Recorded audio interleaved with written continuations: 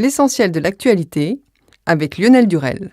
Bonjour à tous, nous sommes le vendredi 17 mai 2019. Tout de suite, le journal de 13h avec la rédaction de 24matin.fr.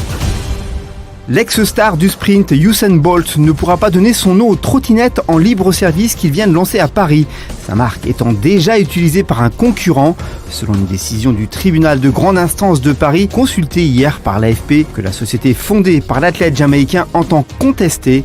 La société américaine Bolt Mobility, dont le sportif est cofondateur et ambassadeur, avait présenté mercredi ce service de trottinettes électriques en libre service à Paris. 450 trottinettes siglées du nom du sportif devaient être déployées à Paris et en région parisienne. La croissance économique a été légèrement plus forte que prévu l'an dernier en France. Malgré la grève à la SNCF et le mouvement des Gilets jaunes, une bonne nouvelle pour le gouvernement, même si l'activité devrait ralentir cette année. Selon des chiffres définitifs publiés hier par l'INSEE, la progression du produit intérieur brut a atteint 1,7% en 2018, soit 0,1 point de plus que ce qui avait été jusque-là annoncé.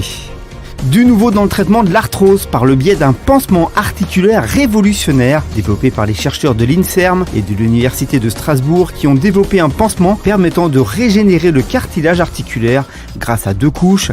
La première fait office de support et est composée de nanofibres, de polymères et dotée de petites vésicules contenant des facteurs de croissance en quantité similaire à celles que nos cellules sécrètent elles-mêmes. La seconde est une couche d'hydrogel chargée d'acide hyaluronique et de cellules souches provenant de la moelle osseuse du patient lui-même.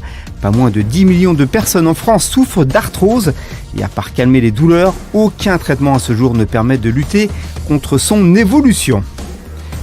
Objectif à atteindre ou simple trajectoire au procès France Télécom et de ses ex-dirigeants, jugés pour harcèlement moral 10 ans après une vague de suicides de salariés, la suppression de 22 000 postes entre 2006 et 2008 était hier au cœur des débats.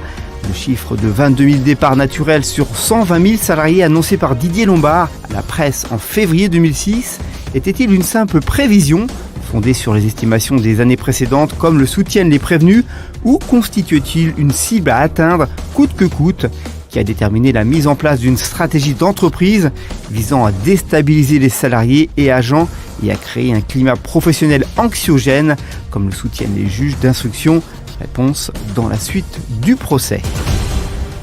En bref, et dans le reste de l'actualité, un terrible drame dans la nuit de mardi à mercredi dans l'État américain de Chicago. Une femme de 19 ans a été retrouvée morte. Portée disparue 4 semaines plus tôt, elle a été étranglée avec un câble avant que son bébé ne lui soit arraché de son ventre. Au titre de l'enfant, bientôt une simple application mobile pour la détecter. Testée sur une centaine d'oreilles aux États-Unis, elle a pu détecter l'infection dans 85% des cas. Si l'application obtient le feu vert des autorités sanitaires américaines, elle pourrait être mise en ligne dès le premier trimestre 2020. En sport, comme attendu, Antoine Griezmann devrait bientôt rejoindre le FC Barcelone lors du prochain mercato estival. L'international tricolore se serait d'ores et déjà entendu avec les dirigeants catalans.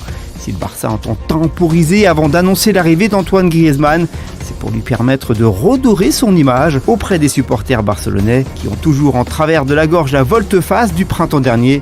Le temps est peut-être son meilleur allié.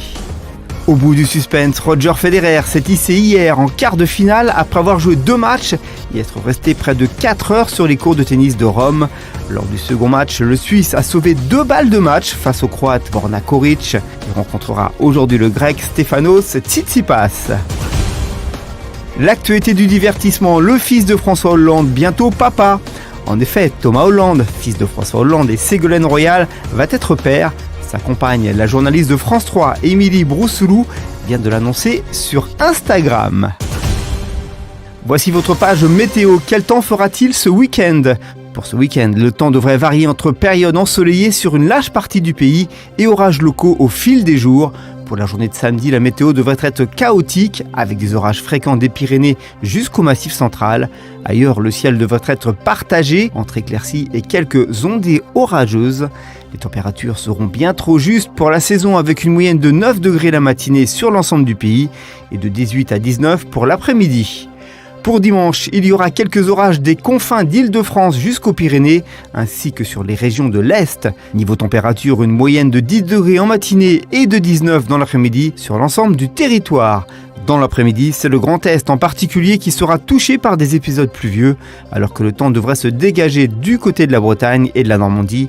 Sur les Pyrénées, la pluie devrait être présente jusqu'en fin de journée. Ce journal est terminé. La suite de l'actualité, elle prend le relais sur 24matin.fr, sur nos applications et sur nos réseaux sociaux. On se retrouve quant à nous dès 20h pour un résumé de l'actualité sur notre site. Bon week-end à tous, à lundi 13h pour un tout nouveau Flash Info.